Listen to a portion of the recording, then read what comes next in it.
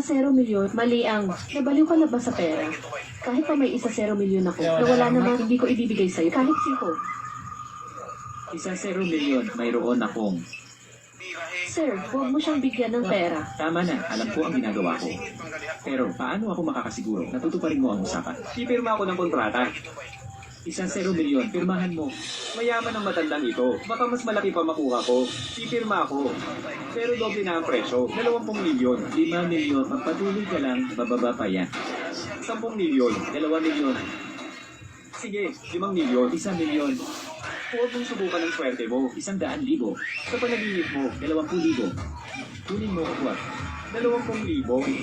Tinuri mo akong pulubi. Tandaan mo to. Pinili mong tanggihan to. Suling tara na. 20,000. Sige, 20,000. Bumalik ka. Bugo.